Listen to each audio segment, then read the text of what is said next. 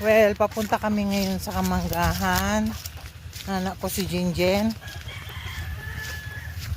Tayo magpapakain po ng mga pato, baboy, ganso.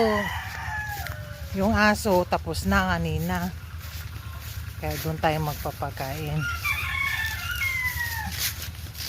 Tayo pupunta sa farm ni Daddy Ramir.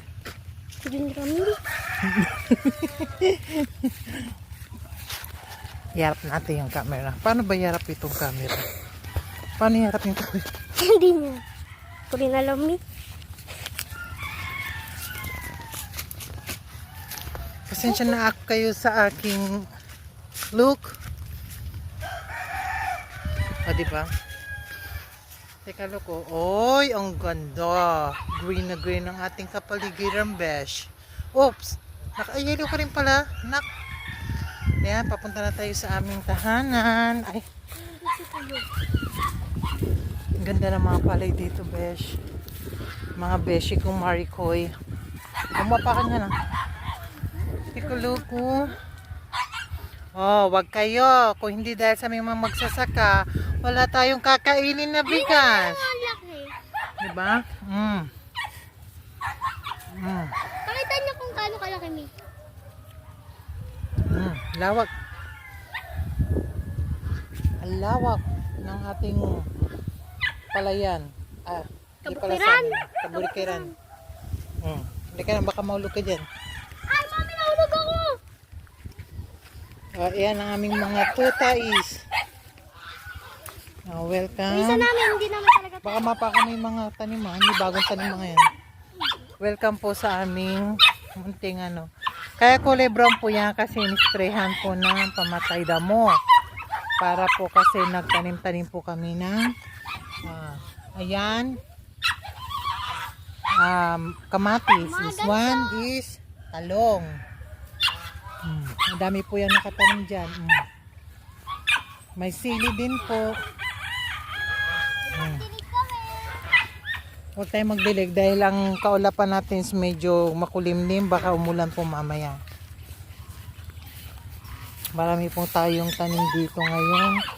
Kaya mukhang kulay brown po yan kasi nisprehan po na pang patay ng damo.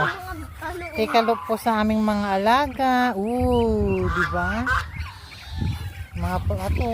At ang aming pusa na nakakulong. Yan.